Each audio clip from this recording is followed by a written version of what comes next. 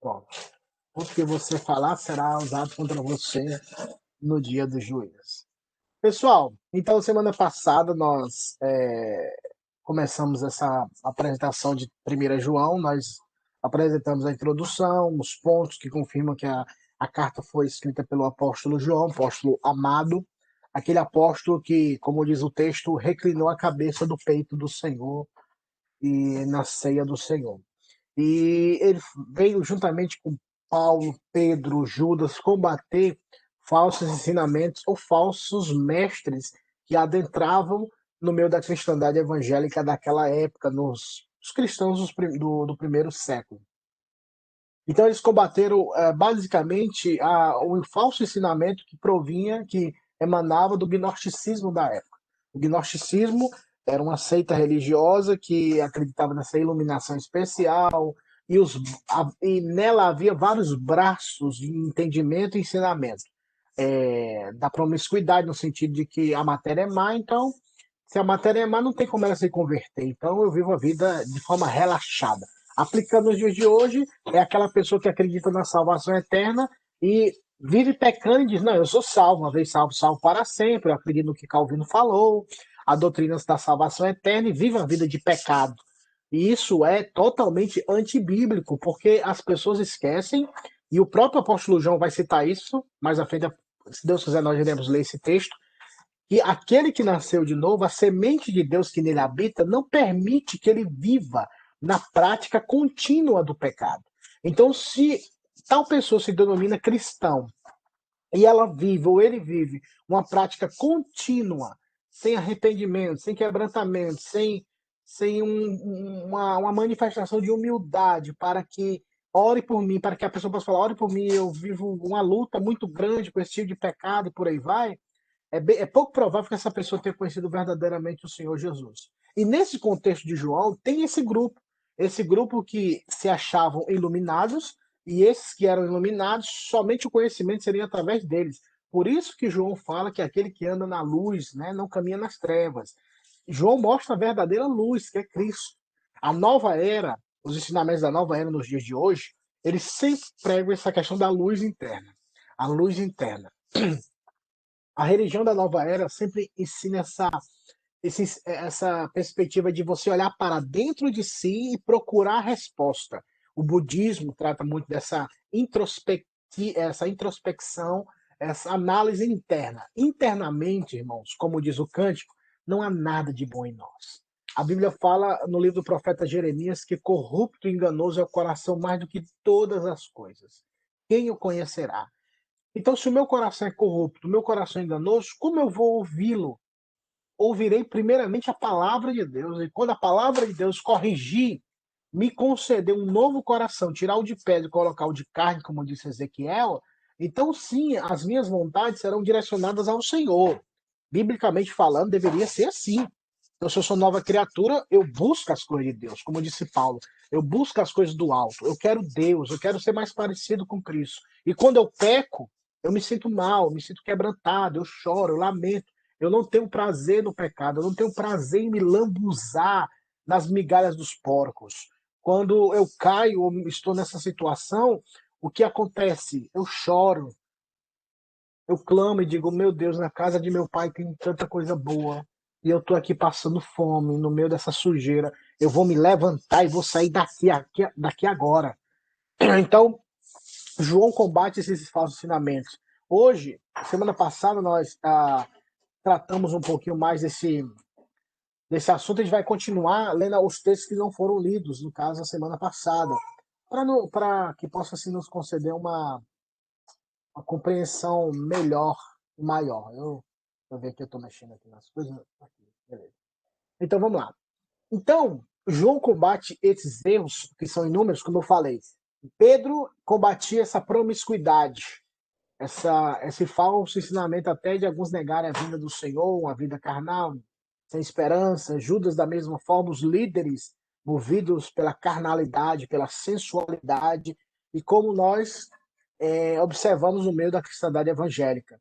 O caso mais pontual na época que vivemos é o que está acontecendo no Rio de Janeiro, com aquela mulher que é conhecida como pastora, que ela, infelizmente, se deixou levar, não sei, eu não conheço a história dela no início, mas muitos afirmam que ela começou bem, mas terminou mal agora.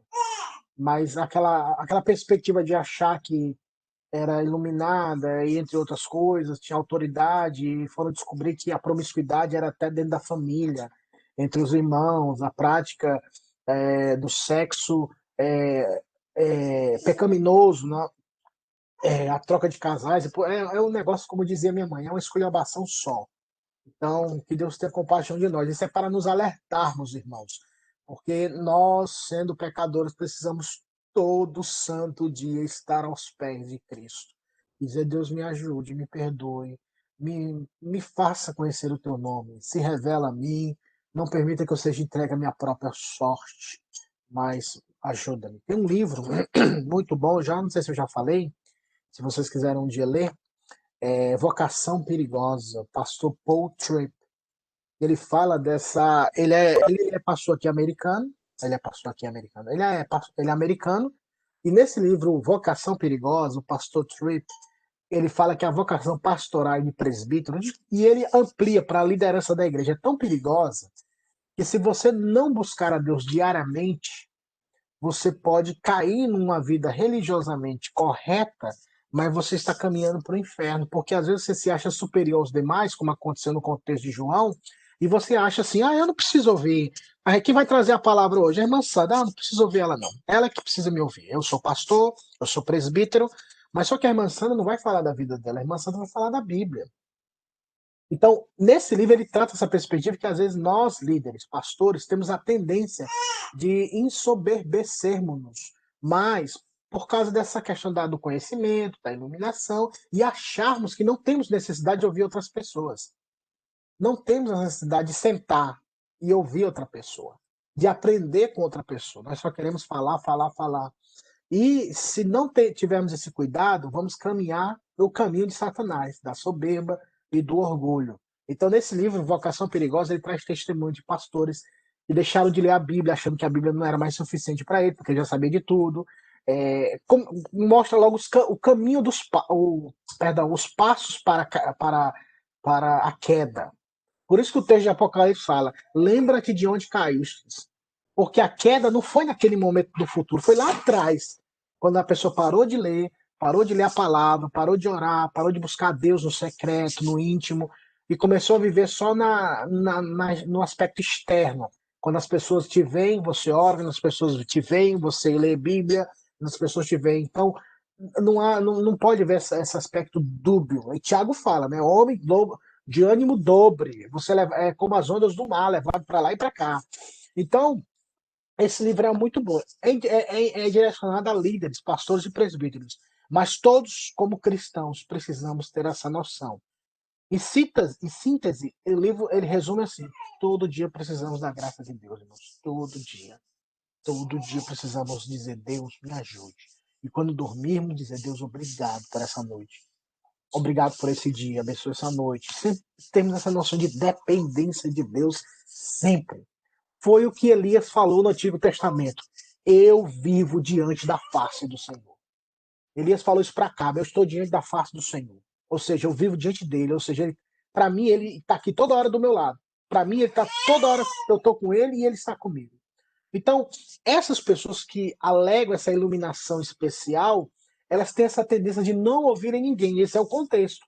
Porque eles se acham iluminados e eles se acham que obtiveram uma luz especial. Mas o texto que nós vamos ler agora, eu peço que a gente possa ter essa dinâmica na leitura, para nós encerrarmos hoje primeiro, segundo, terceiro João, para domingo que vem começarmos o Apocalipse. Os fins dos tempos, irmãos. Já dizia como é o nome daquele da Globo, que leu a Bíblia, não, o Cid Moreira. Oh, a Globo e tal. Então vamos ler Apocalipse. Então, para combater esse falso ensinamento, João apresenta que a verdadeira luz já chegou, que é Cristo.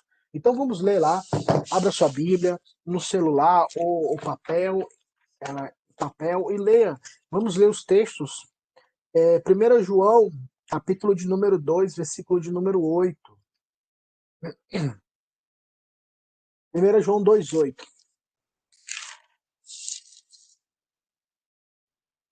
Todavia vos escrevo um novo mandamento, aquilo que é verdadeiro nele e em vós, porque as trevas vão dissipando e a verdadeira luz já brilha. O texto que a irmã Sandra leu, que aquilo que é verdadeiro nele e em vós, você está primeiro em Cristo, consequente em vocês, e finalizando, o João fala assim, e a verdadeira luz, essa é verdadeira, e ela já brilha, que é Cristo.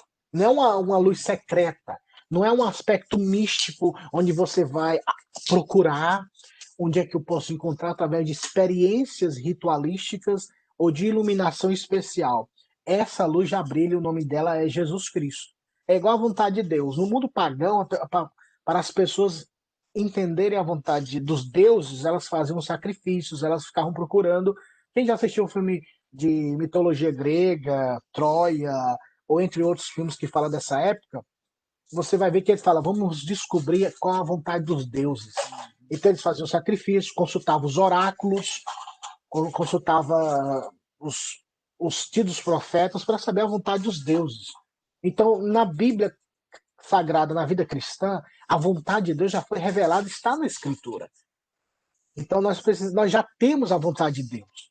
Diversas vezes a Bíblia fala, e esta é a vontade de Deus. Tem umas 5, 6 referências na Bíblia que fala isso. E esta é a vontade de Deus, a vossa santificação. E esta é a vontade de Deus, que em tudo dai graças. E essa é a vontade de Deus, que faça isso ou aquilo. Então, a pessoa pergunta, pastor, qual a vontade de Deus para a minha vida? Primeiro, obedeça o que já está escrito, o que já é claro.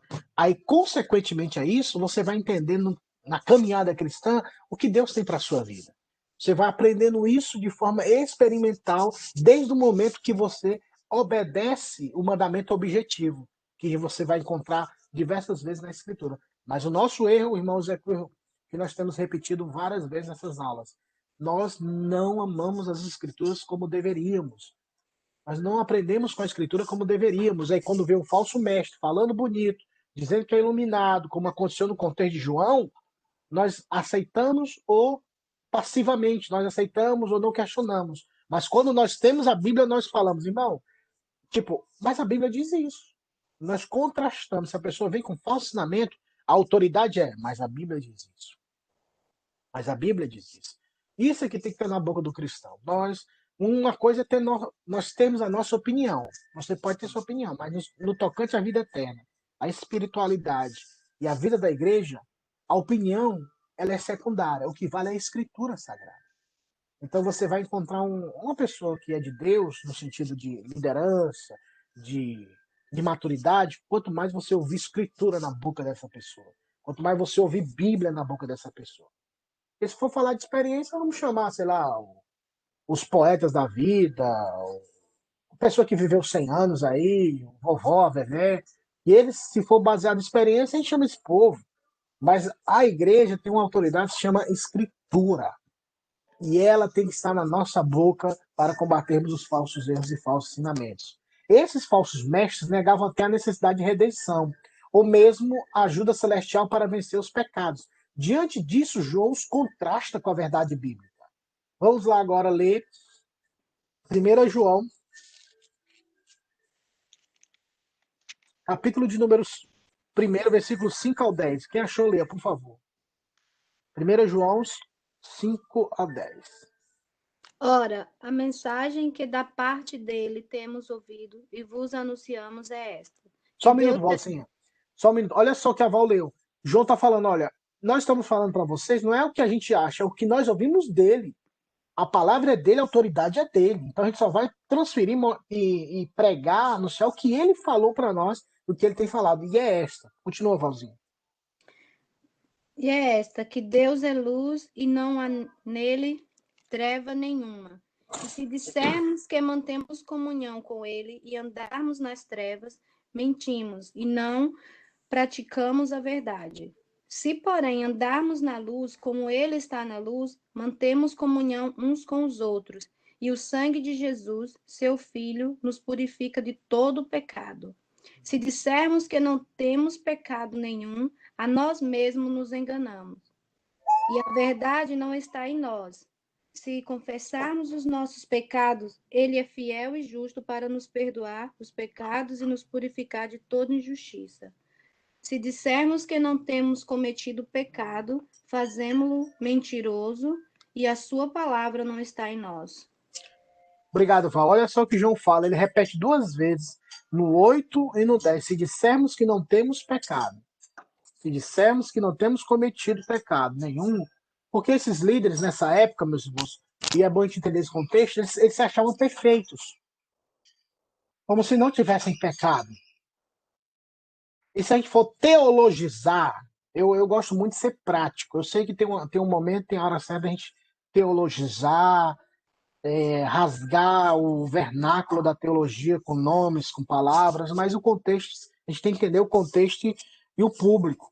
Mas nesse aspecto aqui, se a gente fosse teologizar um pouco, quando nós tratamos na perspectiva da eternidade, quem está em Cristo, eu, você, nós não temos mais pecado, porque Cristo levou todo o nosso pecado. Isso na perspectiva eterna, aí você vai conjecturar, aí você vai dar pano para manga, aí pode entrar em debate, discussão, que, como disse Paulo, são infindáveis. Mas se você analisar no campo horizontal da vida existencial, nós ainda temos pecados, nós ainda vivemos batalhas, nós ainda temos tentações, nós ainda pecamos e choramos porque pecamos. Então, se chegarmos a esse ponto de dizermos que não temos pecado nesse campo horizontal, no campo da vida, nós estamos caminhando para a artimanha e a proposta de Satanás. Na história do cristianismo, no século XVIII, um grupo dos wesleyanos, discípulos de John Wesley, eles acreditavam no perfeccionismo cristão, no alcançar a plenitude da santidade, onde você chega a tal ponto que você é santo, não há pecado. Entendeu? O termo teologicamente falando que ele chama é santificação plena. E santificação plena não encontraremos nessa vida.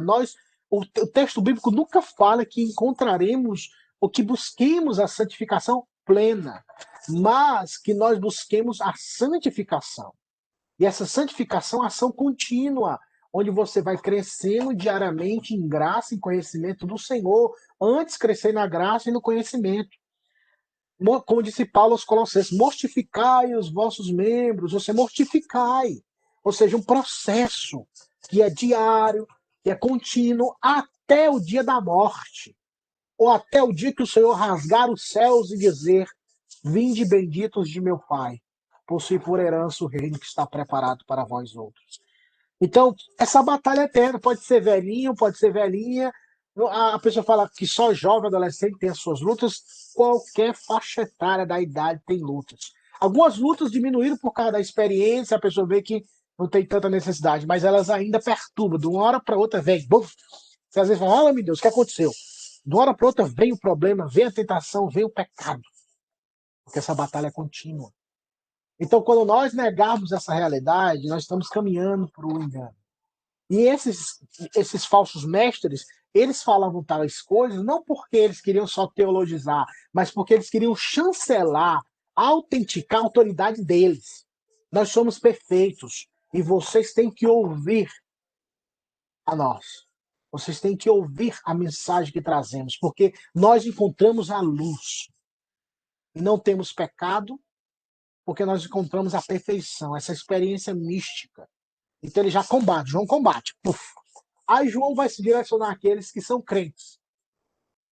Ele combate os que não são crentes, são falsos mestres, e agora eles vão combater os que são crentes, que passam essa luta. Porque muitas vezes você fala assim, não, a vida é perfeita, e por que eu erro tanto? É aquela velha história do Facebook, irmãos, vamos abrir um parênteses. É a vida do Facebook.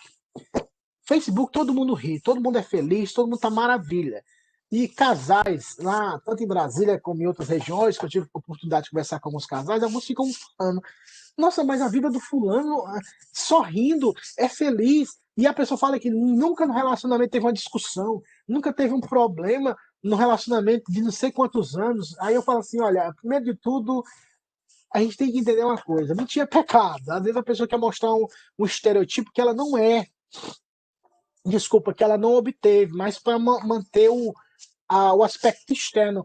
Todo relacionamento tem conflitos, irmãos. Todos. Não se engane se você vê um casal, um solteiro, uma solteira, um pai, uma mãe vivendo aquela, mostrando que tá tudo beleza. Não tá, não. Todo mundo tem lutas. Todo mundo tem um momento da discussão, tem um momento das batalhas, das tentações. Mas a diferença é que eles viverão em Cristo e vencerão essas batalhas. Agora, você negar, dizer que nunca um casal, aqueles palestras de casamento, somente aqueles que fazem palestra e falam que nunca tiveram problema nenhum e tem autoridade para falar para você, para nós ou para você, aí, meu filho, você não compra isso não, viu? Porque, na verdade, todos nós temos falhas. Aí, quando você vê essas situações, você que é crente, você vai falar o quê? Nossa, eu não sou crente, não. Eu não sou crente, não, porque eu tenho luta todo dia. Eu passo problema todo dia. Eu luto para ler Bíblia. Eu luto para ser bênção na vida da minha mulher. Eu luto para ser bênção na vida do meu marido. Eu luto para ser bênção na vida do meu filho. Eu luto para ser bênção na vida da minha mãe, do meu pai. E só encontro problema, dificuldade. Então você fica com aquela vida assim, tipo, eu não sou ninguém. Você se auto-destrói no sentido de dizer, poxa, eu não sou crente. Porque cria-se uma imagem falsa e você acha que é verdadeira. Então, tenhamos cuidado. Aí, quando João vê isso, ele combate os falsos ensinamentos, agora vai orientar aqueles que são crentes, que pecam, que são surpreendidos no pecado. Qual é a resposta para eles? Para eles, João dá outra conotação. Vamos lá, vamos ler primeiro João 2. Continuando o texto que Valzinha estava lendo, agora a gente vai para o capítulo 2, o versículo 1 e versículo 2. 1 e o 2.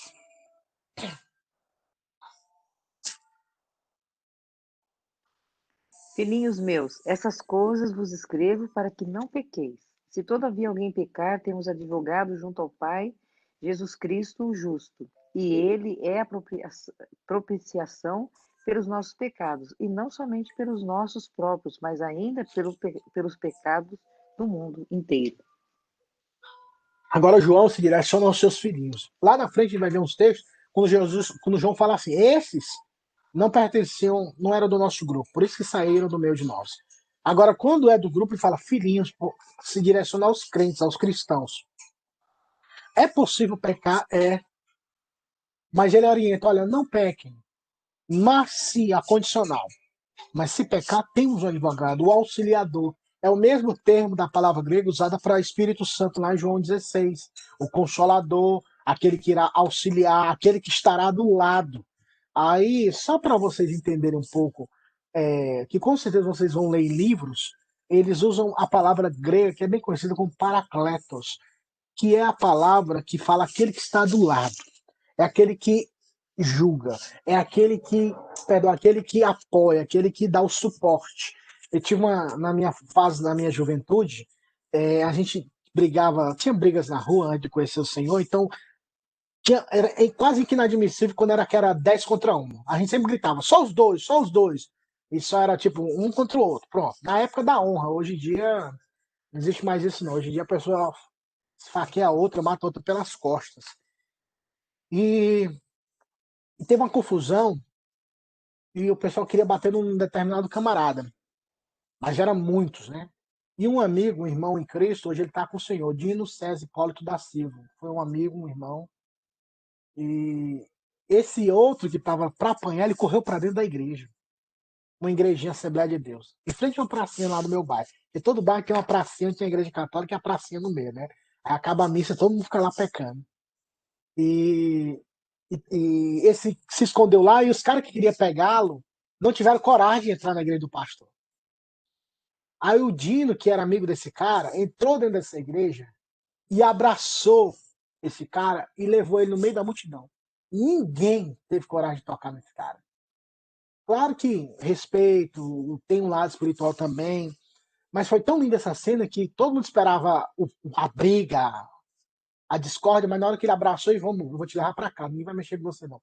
Ele foi de cabeça erguida e o menino tava de cabeça baixa, com vergonha, talvez porque com medo de apanhar, e ele abraçou e o Dino tava com a Bíblia na mão, assim, no peito, vamos, eu vou levar você pra casa. E foi protegendo, tipo, não, é outro termo que eles usam na polícia, escoltando. Essa cena foi tão linda, e a pracinha toda vendo aquela cena. E ali me fez lembrar o que o Espírito Santo faz conosco. Quando os nossos pecados querem nos escravizar ou matar a nossa vida, o Espírito Santo vem e nós, envergonhados, abaixamos a cabeça. Que essa deve ser a nossa postura, totalmente quebrantada e humilde. E ele abraça, ele fica do lado. E não permite que nossos inimigos venham venham de encontro para nos destruir. Lembram-se da parábola do filho pródigo? Quando o filho retornou para o pai, a Bíblia fala que o pai saiu correndo ao encontro do filho, o abraçando. Um pai correr atrás do filho era uma vergonha para a época. Os pais tinham essa perspectiva de serem respeitados, de terem uma postura. Quando o pai sai correndo, ele não liga para a tradição, ele não liga para a imagem dele, ele fica interessado em proteger o filho. E alguns historiadores afirmam que o costume da época, quando o filho retornava para casa meio que envergonhado, um pai rico, ele tinha tipo vilas de casas, e a casa dele ficava no meio desse vilarejo. Então, quando o filho voltava, ou estava voltando, os moradores desse vilarejo iam zombar, iam criticar, alguns iam jogar até pedra, porque ele desonrou o pai dele. Naquela época, desonrar o pai era algo gravíssimo.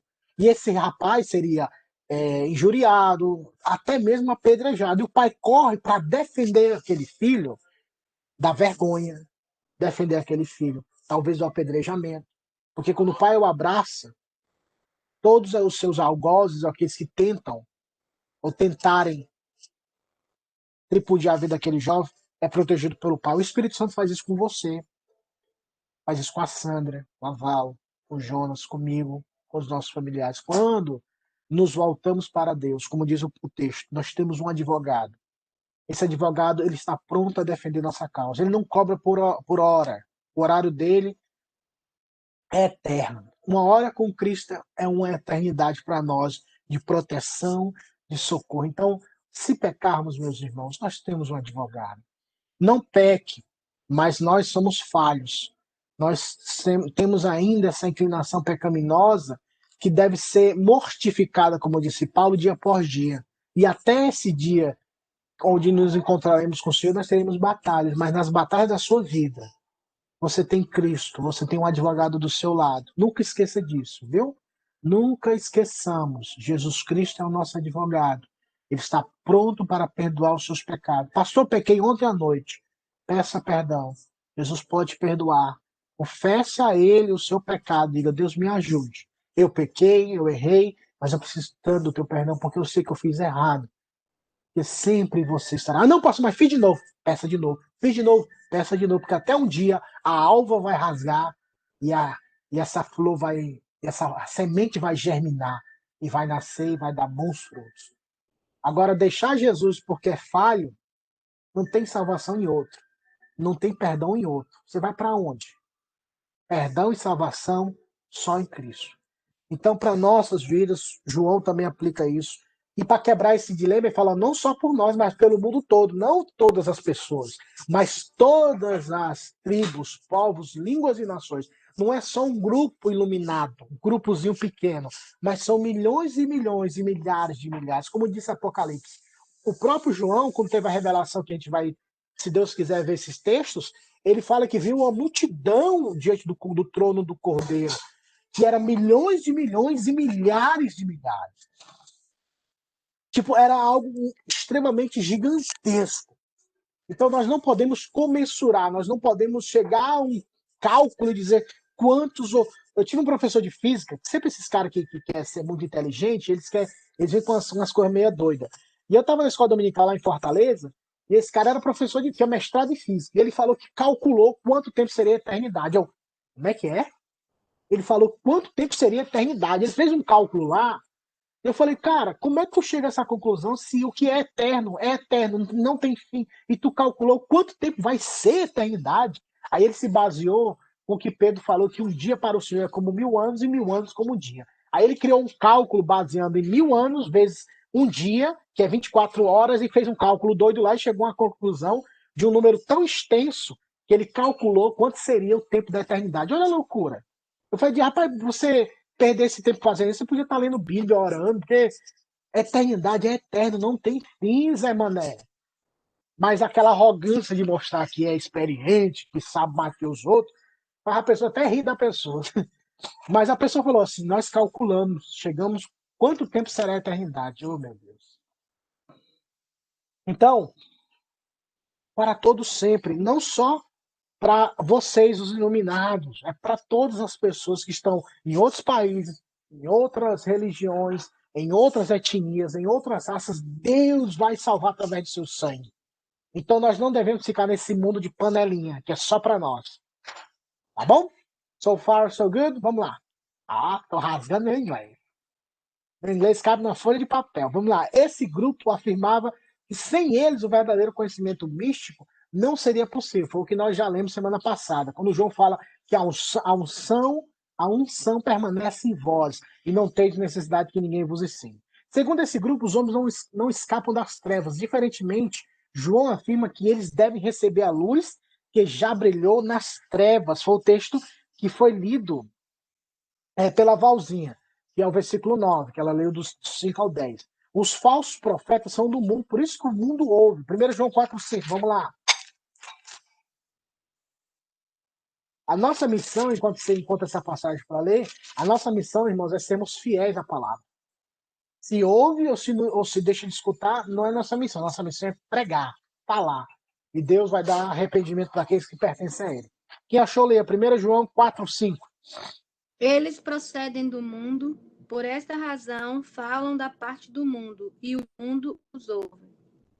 Veja que João não fala que eles são os seus filhinhos, mas fala qual? Eles. Esse grupo aí de pessoas, eles são do mundo. Então, eles falam e o mundo ouve, o mundo escuta. Ezequiel, quando Deus falou para Ezequiel, falou assim: filho do homem, profetiza. Quer ouçam, quer deixem de ouvir, porque são casa rebelde. Então você fala, Ezequiel. Não fique preocupado se vocês vão ouvir, não. Fale. Dê o testemunho. Porque Deus é que vai dar o crescimento, se forem da vontade de Deus. Muitas vezes Deus usa só para punir. Deus fala a verdade e a pessoa, tá vendo? A palavra veio, vocês não ouviram porque são casa rebelde. Novamente, para o cristão, segundo João, o padrão deve ser diferente. Enquadrar suas afeições num conjunto de valores completamente diferente do prazer sexual, materialismo e autoglorificação. Vamos lá para esse texto bem conhecido. 1 João, capítulo 2. 1 João, capítulo 2, o versículo do 15 ao 17. Quem achou, leia.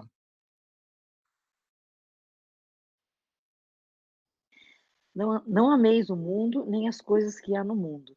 Se alguém amar o mundo e o amor do Pai não está nele, porque o amor do Pai não está nele, porque tudo que há no mundo, a concupiscência da carne, a concupiscência dos olhos, a soberba da vida, não procede do Pai, mas procede do mundo.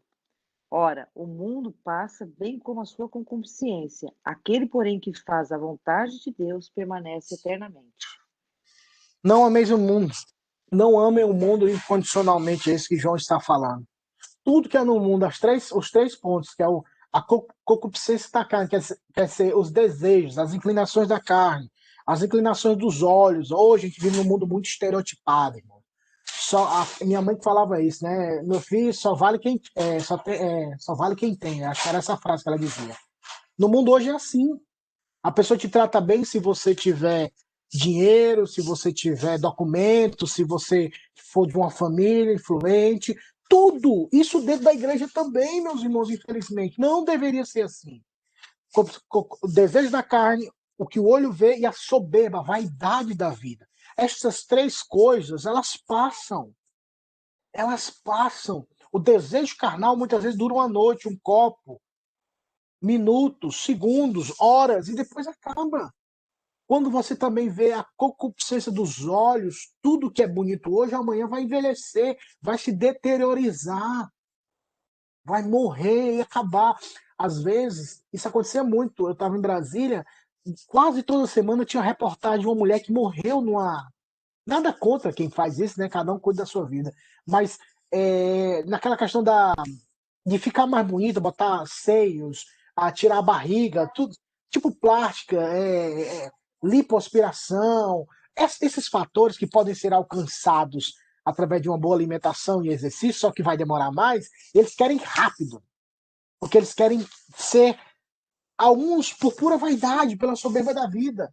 Já são pessoas bonitas, já são pessoas bem fisicamente, já são pessoas que se alimentam bem, mas querem mais, porque tudo nessa vida sempre te arranca mais. Aí a pessoa morre com 23 anos, 24, 25, 30, 45, novas, com filhos, mas por pura vaidade. Porque a soberba da vida, ela passa, e a gente quer mais, quer mais. O mundo nunca vai saciar a sede da nossa alma. Só Cristo pode saciar. Por isso que João fala: todas essas coisas passam, mas aquele que faz a vontade de Deus permanece eternamente. Vamos por esse caminho, viu, irmãos? Vamos continuar no nosso texto. Agora, rapidamente para finalizar, para a gente já ir para a terceira e segunda João, que vai ser rápida. Para João, o verdadeiro conhecimento de Cristo levaria o fiel a demonstrar esse conhecimento dentro de um padrão ético, gerado pela nova vida em Cristo, pela natureza que recebeu. Por isso, os falsos mestres não poderiam viver na luz. Esse é o texto que eu queria ler com vocês, que a gente vai ler só o primeiro texto lá de 1 João 3. 1 João 3, o versículo 1 e o versículo 3, aí depois do versículo 7 ao 10. Vamos lá. 1 João 3, 1. Vede que grande amor nos tem concedido o Pai, a ponto de sermos chamados filhos de Deus. E de fato somos filhos de Deus. Por essa razão o mundo não nos conhece, porquanto não o conheceu a ele mesmo. Perceba, João já falou, há uma inimizade, há um conhecimento dos filhos de Deus e quem não é filho de Deus. Um grande amor, isso foi baseado no amor de Deus. Agora o versículo 3, mostrando a purificação. E assim mesmo se purifica tudo que nele tem essa esperança, assim como ele é puro. Então a vida de promiscuidade que os líderes viviam, dessa vida, essa vida promíscua, essa vida dissimulada, como disse Judas, não deveria ser o padrão ético. A vida é diferente. Se o mundo faz, nós não fazemos. Se o mundo pratica, nós não praticaremos, porque o nosso padrão é outro. A nossa conduta é outra por causa do amor de Deus, que nos tornou filhos de Deus, e porque nós amamos Ele e nós nos purificaremos por amor a Ele. Não é porque eu quero ser santo só por eu ser santo. Eu quero ser santo porque Ele é santo. Eu quero ser santo porque Ele me conquistou para essa missão de sermos santos como Ele é, como disse Pedro, sede santo, porque o Senhor, vosso Deus, é santo. Agora vamos lá para o versículo 7 até o versículo 10. Eu vou ler, tá bom? Acompanhe comigo a leitura que eu vou fazer. Diz assim: filhinhos, não vos deixei enganar por ninguém. Aquele que pratica a justiça é justo, assim como ele é justo. Seguindo o exemplo de Jesus. Versículo 8. Aquele que pratica o pecado, olha só, que pratica o pecado procede do diabo, porque o diabo vive pecando desde o princípio. Ou seja, nós entendemos a primeira parte tendo por base a segunda. O diabo peca, é uma coisa, até um gerúndio aí, vive pecando. Então você ter o mesmo padrão do diabo é porque você vive pecando. Então, para você entender esse texto, você tem que ler a segunda parte, porque tem alguns que falam, ó, tem versões que falam aquele que comete pecado. Se isso fosse, seria até contradição, porque João não falaria para você dizer que tem um advogado se você comete pecado. Porque em João fala, ó, se você comete pecado, você tem um advogado. Mas se eu sustentar essa opinião de que eu tenho que ser uma santificação plena e não posso pecar, porque tem algumas pessoas que defendem, ó, você não pode pecar como cristão. Mas eu não posso pecar continuamente no sentido de como o diabo que vive pecando. Eu também não posso dizer, então eu não posso viver pecando, então eu vou pecar um pecado hoje, amanhã eu peco outro, depois de amanhã eu peco outro pecado, para não pecar continuamente um pecado. É a mente do diabo mesmo, né? Porque é a justificativa de viver pecando de forma diferente. Tá errado, crente. Então, versículo 9, versículo 8. Para aquele que pratica o pecado, procede do diabo, porque o diabo vive pecando desde o princípio. Graças a Deus por isto se manifestou o Filho de Deus para destruir as obras do diabo. Por isso, naquele movimento dos movimentos, a gente vai estudar isso mais na frente, os movimentos pentecostais, quando o povo sai sapateando, sai marchando no poder que eles falam, e eu até perguntar, por que vocês fazem isso? Aí falaram que é para desfazer as obras do diabo. Ele sai rodando, sapateando, é para desfazer as obras do diabo, porque a Bíblia diz que pisará o leão a áspide, calcará nos pés. Então, nós pisamos no leão e na áspide, nós pisamos em Satanás, e quando a gente pisa, a gente está desfazendo as obras do diabo. Eu falo, tá vendo? É porque não leu 1 João 3,8, parte B, Quem desfez as obras do diabo foi Jesus. Então, se ele desfez, é de uma vez por todas. Versículo 9: todo aquele que é nascido de Deus não vive na prática do pecado, pois o que permanece nele é a semente divina. Olha só o que falamos. Todo aquele que é nascido de Deus, não é aquele que vai para a igreja, é aquele que é nascido de Deus, nasceu de novo, não vive na prática de pecado, pois o que permanece nele é a divina semente. Ora, isso não pode viver, esse não pode viver pecando porque é nascido de Deus. Tem uma semente nele e ele é nascido de Deus. Então, a nova natureza, ela busca Deus. Ela quer Deus, ela não vai se amoldar, ela não vai se coadunar, ela não vai se harmonizar com a mesma melodia do pecado. Por quê? Porque há uma semente dentro dele e dela que não permitirá que essa pessoa volte de uma vez por todas à prática do pecado e abandone Deus. Por isso é que nós acreditamos de uma vez salvo, salvo para sempre. Ah, mas aquela pessoa, pastor, conhecia a verdade, ele viveu na igreja 300 anos e se desviou e morreu. Ele nunca conheceu Jesus. Ele gostou da igreja, ele gostou da vida, mas ele nunca conheceu o seu Jesus. Porque quem conhece Jesus jamais o abandonará, porque ele, Jesus, jamais abandonará aqueles que ele conheceu. Por isso que ele falou: aqueles que vêm a mim, de maneira nenhuma os lançarei fora. Versículo 10 para encerrar. Nisto são manifestos os filhos de Deus e os filhos do diabo. Eita, pastor, tem filhos do diabo? Tem.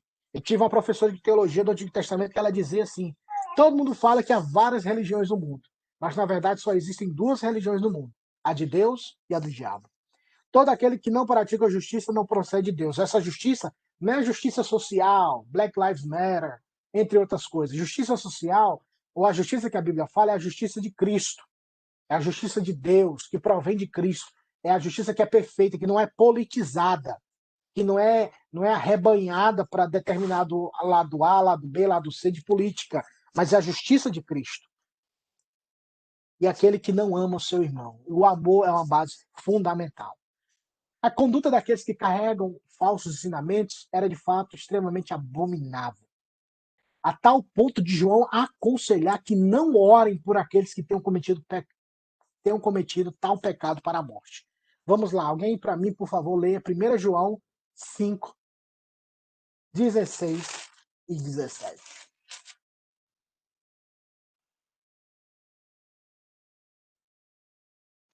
Se alguém vir o seu filho, o seu irmão cometer pecado, não para a morte, pedirá a Deus e lhe dará vida aos que não pecam para a morte.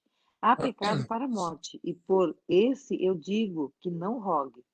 Toda injustiça é pecado, e há pecado não para a morte. Meus irmãos, há três interpretações sobre esse texto, mas eu vou falar que eu acredito ser a mais plausível, mais compreensível, a mais aplicável.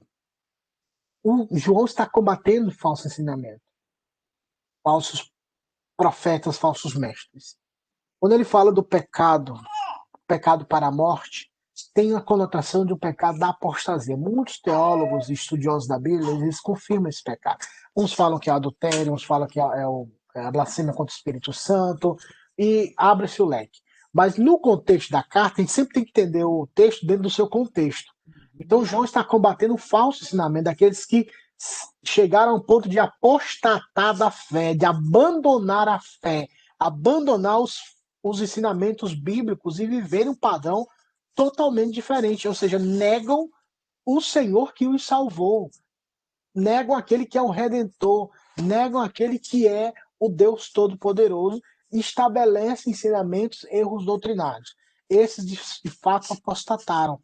É o que acontece lá em Hebreus 6, quando fala da perspectiva que dá a entender que as pessoas perderam a salvação, mas nunca tiveram a salvação. Eles aproveitaram o ambiente, estiveram no meio do ambiente, foram abençoados pelo ambiente e entre outros fatores. Mas de fato nunca nasceram de novo, nunca conheceram o Senhor, porque se tivesse conhecido o Senhor, teriam permanecido. Então, no meu entendimento, esse pecado para a morte, que João alerta para que não aconselha não orar por eles, porque vivem, como é que a gente chama o termo? são burro pacato, né? Já viu burro empacado? Você não tem um bom movimento. Eu não sei o que acontece com o burro. Eu não sei se ele vê um anjo igual lá que aconteceu com o Balaão. Falando. Porque o burro empaca. Eu acho que ele vê alguma coisa fazendo. Vou nada, vou nem a pau, ninguém me tira daqui, não. Quando eu olho um burro empacado, eu me lembro da passagem de Balaão, viu, rapaz? Acho que esse burro tá vendo alguma coisa que a gente não tá vendo. Chama ele de burro, mas ele é muito esperto. Então, nós precisamos entender que essas pessoas elas abandonaram de uma vez por todas o Senhor e vivem uma vida de condenação. Foi o que Paulo falou a Timóteo. Lembra do conselho de Paulo a Timóteo? Ele falou assim: ao homem herege. Ele fala desse jeito: ao homem herege você admoesta uma ou duas vezes, depois evita-o, porque ele já está em condenação. Então, nós precisamos ter muito cuidado. Essas pessoas são tão engodadas que somente uma visitação do próprio Deus. Caso não, só vai dar polêmica, problema. É igual a pessoa quando você vai falar da Bíblia, só fala de polêmica, só fala de problema. Não se interessa por santidade, por amor a Deus, parece que a vida só é polêmica. Então tenhamos cuidado, porque essas pessoas elas vivem nesse estágio de condenação. Ao homem herege, como disse Paulo, admoesta uma ou duas vezes e evitam. Isso é um conselho de Paulo a Timóteo. E para encerrar, Pastor, posso fala, fazer minha uma querida. pergunta? Até duas. Aqui no caso, quando ele fala, né, eu digo que não rogue. Então, por exemplo, então a gente tem que parar de orar para essa pessoa também, não orar nem pela pessoa, é nesse sentido? A gente pode pedir para Deus para trazer ela ao arrependimento, que converta o coração dela. Esse contexto, orar nós podemos orar, mas o contexto, quem vai aprender agora em 2ª e 3ª João, eu acho que tem a conotação de você estar familiarizado ou próximo a essa pessoa. Por exemplo, na segunda carta a gente vai olhar que João ele fala, olha, não recebam pessoas em casa, pessoas que não tragam essa doutrina. Ele fala, não receba em casa. E analisando alguns textos, dá a entender, ó, você não tinha familiaridade, você não deixa entrar em casa. Porque quando você traz para dentro de casa, você vai sentar, conversar, e entre outras coisas, ele vai espalhar o falso ensinamento. Essa pessoa, quando você vai orar por ela, é arriscado ela nem deixar você orar. Primeiro ela vai explicar, deixa eu te explicar o que eu acredito. Aí começa a conversa, começa a querer ludibriar, enganar. Ou seja, a conotação também tem essa questão de não ter participação. Não está envolvido com ela, porque quando você ora, você está envolvido com essa pessoa. Então você não deve trazê-la para o seu ambiente para ter esse momento de oração. Tipo, vou trazer para minha casa, sei lá, o Benihim, quero orar por ele aqui. Tá, mas em particular, por exemplo, não tem problema. Então esse rogar aqui é no sentido... entendi. Então assim, eu vejo dessa forma, tendo por base 2ª João e 3ª João, quando fala que não é nem para receber em casa. A gente vai ver isso daqui a alguns minutos. Por quê? Porque quando você recebe em casa, você está mostrando para todo mundo, tipo, comunhão. Aí fala, mas o pastor disse que não é para ouvir o falso profeta, mas recebe falso profeta em casa, então eu posso ouvir, então eu posso me relacionar. Então, tem uma interpretação também que fala que você não é nem para orar. Entendeu?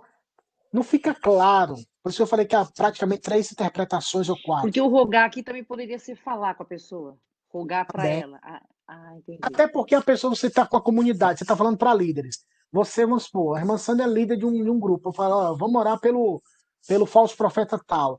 Então, se a gente começa a orar por ele, no sentido de ter comunhão com ele, é arriscado que você vai mostrar para os seus liderados que se estamos orando por ele, há comunhão entre nós e ele. Esse perigo é que João não quer que seja alimentado no seio da igreja, que haja essa aproximação de estarem próximos. Deu para entender, né? Então, tem um lado também, Massanda, que eu já vi alguns comentaristas falando que não é para orar mesmo, não é nem para citar o nome dele, e usa até o termo lá de Jeremias, quando Deus fala para Jeremias, que Jeremias estava orando pela nação, que sobre o cativeiro babilônico, Deus falou para Jeremias, não ore por esse povo. Mas por quê? Porque o juízo já estava decretado, não dava para como reverter o juízo. O que deveria orar era para que eles passassem pelo juízo e permanecessem fiéis. Mas o juízo estava vindo, o juízo já estava decretado. Nabucodonosor viria do norte, com uma panela efervescente, e a panela viria, e como o olheiro quebrou o vaso todinho, fez de novo. Então, já estava decretado. Então, por isso que Então, ele no fala, não caso, ore não. você não orar para que Deus livre a pessoa daquilo, né? Porque às vezes esse é o juízo de Deus, porque como é que eu vou pedir para Deus livrar ele do juízo de Deus, né? É, é o Seja que nesse Paulo falou a sentido. Timóteo, ó, evitam. E esse verbo evitar tem a conotação também de se relacionar com essa pessoa, de estar com ela. Porque qual é o crescimento espiritual que você vai ter com um falso profeta? Nenhum. Porque, primeiro de tudo, ele não vai querer te ouvir. Ele não vai querer te ouvir porque ele acha que ele é iluminado e não você. Ele acha que quem tem poder é ele ou ela e não você. Então, quando nós evitamos, é a forma do conflito também, porque esse tipo de pessoas, eu acho que talvez a irmã Sandra ou a Val, o Jonas já deve ter visto ou tal, você vê que eles não escutam. Eles falam mais que isso aqui porque eles acham que a gente não tem conhecimento, que a gente está fazendo as coisas erradas, ele ou ela que são detentores dessa verdade. Por isso que o contexto de Paulo, de Pedro e de João fala, ó, evitam, nem ora, porque eles são tão arrogantes que eles não querem nem escutar. Um falso profeta não vai deixar jamais que você ore por ele. Por quê? Porque ele acha que Ô, não precisa de pastor, oração. assim, não querendo te atrapalhar, mas é uma outra coisa. À Isso aí, vontade. então, isso aqui não tem relação com a blasfêmia contra o Espírito Santo, que Jesus fala. Não, dentro desse contexto, não.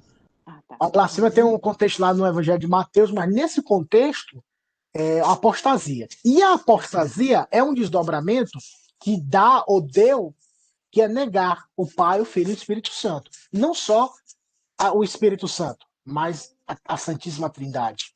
Né? Nega Deus, nega a obra de Cristo e o poder do Espírito Santo. Porque se eu creio no poder de iluminação própria, eu estou negando o poder do Espírito Santo, que ele que me ajuda a entender a Escritura Sagrada. Você está entendendo? Então, inevitavelmente, o apóstata, ele é um blasfemo do Pai, do Filho e do Espírito Santo, da obra de Cristo e por aí vai. Então, dentro desse contexto, resumindo, aqueles que são os apóstatas, falsos profetas, de não rogar, não ter oração pública por essa pessoa, porque ela está debaixo de juízo, como disse Paulo, evitam. Mas na nossa oração particular, nós podemos orar por qualquer coisa.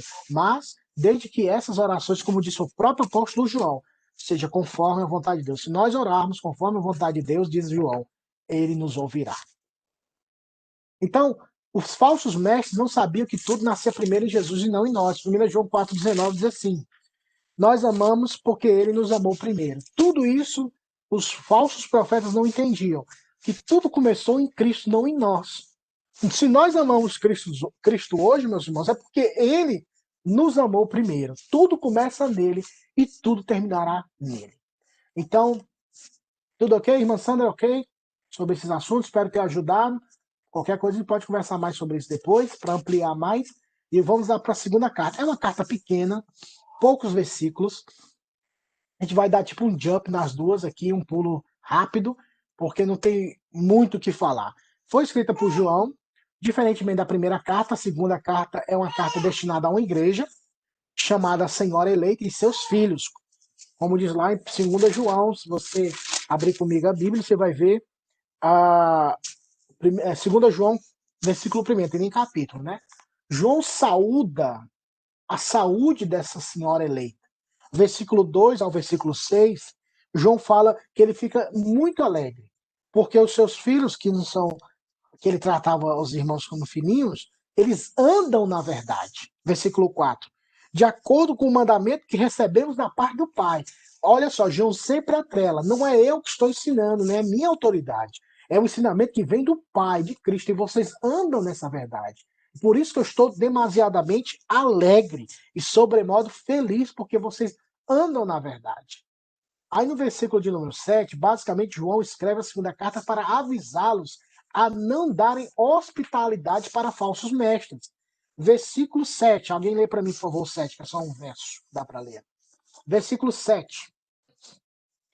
Porque muitos enganadores têm saído do mundo afora, pelos quais confessam Jesus Cristo vindo em carne. Assim é o enganador e o anticristo. Perceba, muitos têm saído ao mundo enganando. Esse contexto é um contexto de itinerantes, aqueles pregadores itinerantes. Não confessa.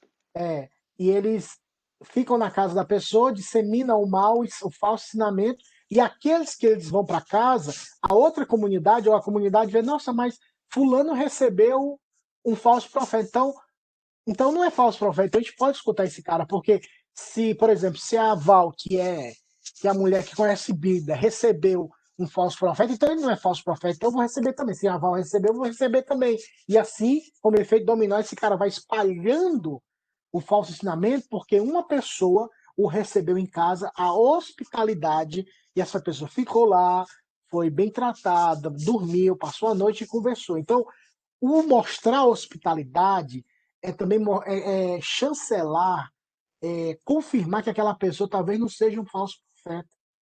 E os outros que vendo essa atitude vão dizer, não, mas se. Então não é problema, porque se o pastor Jeff recebeu, sei lá, o Benny Hinn na casa dele, ele conversa, troca ideia, então o Benny Hinn não é falso profeta. E a gente tem que se posicionar, irmão. Infelizmente é assim. Esse negócio de meia conversa, não. Nós não podemos ter comunhão, irmãos. Nós não podemos nos familiarizarmos ou ouvi-los de tal forma que influenciemos outras pessoas a ouvi-los também. Não podemos. Porque o falso ensinamento é uma coisa, é igual a questão do Caio Fábio. Para mim, o Caio Fábio é um cara inteligentíssimo. Mas eu não ouço o Caio Fábio, eu não cito o Caio Fábio quando eu estou pregando para os jovens, os adolescentes, porque se eu falo isso para os jovens adolescentes que são ainda ou novos convertidos, que ainda não conhecem, eles vão ver, esse cara é bom, porque o Jeff cita muito ele, eu vou ouvir. É mais ou menos isso a ideia, irmãos. Já que o pastor Jeff está ouvindo, eu vou ouvir também. Aí lá nas tantas ele solta alguma coisa que a pessoa não tem maturidade, é o que vai acontecer. A pessoa, então eu vou obedecer isso. É a mesma coisa da bebida. Beber não é pecado, irmãos. A embriaguez é pecado. Mas já tem jovens, adolescentes que já perguntam, não é pecado não, né? Eita. Tipo, já acha... Por quê? Porque não tem maturidade ainda, já acha que pode beber virando copo. Então a gente está, como é o nome, a gente está destruindo uma vida muito cedo, porque ela não tem maturidade ainda. Então, tem coisas que nós temos na nossa liberdade cristã que a gente não pode ainda orientar os demais por falta de maturidade. Então, ainda que eu possa ouvir A ou B, é bom que eu não mostre isso. Porque nessa época de João, todo mundo via, era um vilarejo, uma comunidade, irmãos. Então, se o pastor dessa igreja recebesse um falso profeta, todos os seus liderados iam ver que aquele cara não era falso profeta. Então, ele não é falso profeta, ele já tá bom, então ele vai ouvir, vai passar na casa de todo mundo e vai espalhar o falso ensinamento. Então, versículo de número 8, que eu vou ler, do segunda carta, diz assim: acautelai-vos para não perderdes aquilo que temos realizado com esforço, mas para receberdes completo galardão. Todo aquele que ultrapassa, olha só, aquele que ultrapassa a doutrina de Cristo e nela não permanece, não tem Deus. O que permanece na doutrina, esse tanto tem o Pai como o Filho. Se alguém vem ter convosco que não traz essa doutrina, não recebais em casa, nem lhes deis as boas-vindas. Porquanto aquele que lhes dá boas-vindas faz-se cúmplice das suas obras. Mas. Então, esse é o ponto central para o nosso entendimento ampliar. É você ser cúmplice, é como se você estivesse chancelando a vida daquela pessoa. Tudo que ela acredita e tudo que ela ensina. Então, esse é o grande perigo de recebermos. Por isso que não podemos ter comunhão com aqueles que conscientemente propagam falso ensinamento. Porque, como disse Paulo aos Coríntios, um pouco de fermento é leveda toda a massa. A gente ensina tudo certo. Até João fala isso aqui no versículo 8. Tudo que a gente trabalhou com esforço pode ser destruído assim, ó, um pouquinho. Essa é a obra do diabo. Então, a segunda carta tem esse intuito. Trazendo para o dia de hoje, rapidamente, tenhamos cuidado com quem nos relacionamos, ou com quem escutamos, ou com quem recebemos, para não sermos instrumentos de mau testemunho para as pessoas e não venhamos a propagar o falso ensinamento. Isso é tão prejudicial nos dias de hoje. E para finalizar, a terceira carta de João, essa terceira carta foi destinada a Gaio, presbítero. 3 João, do 1 ao 4, João escreve a Gaio para lidar com Diótrefes. Acho que é Diótrefes. Não está claro o seu separatismo, se devia haver ele aderir à doutrina gnóstica ou se era basicamente pessoal.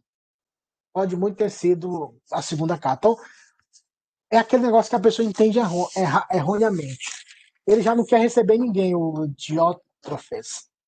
Talvez ele recebeu a orientação que não é para receber ninguém, acho que todo mundo é profeta, então já não recebe mais ninguém.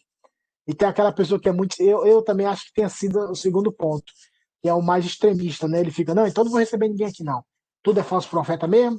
Aí já fica aquele, o doido, né? Já acha que todo mundo é do demônio, tudo é pecado. Então, essas pessoas, elas são exageradas. Mas João, um apóstolo sábio, pastor, ele pastoreia tanto Gaio como esse homem para que haja essa, como eu posso falar, essa reconciliação pela causa de Cristo para que eles possam progredir e seguir à frente.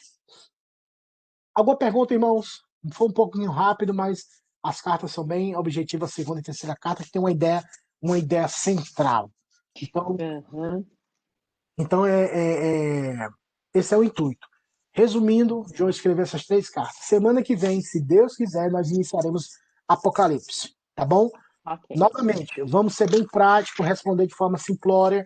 Há um aspecto muito complexo em Apocalipse. Muita figura de linguagem, os termos técnicos que eu não gosto de citar muito, porque às vezes a gente fala e a pessoa fica meia hora pensando o que é o paralelismo sintético. Aí paralelismo sintético. Porque isso tem muita linguagem hebraica. Então,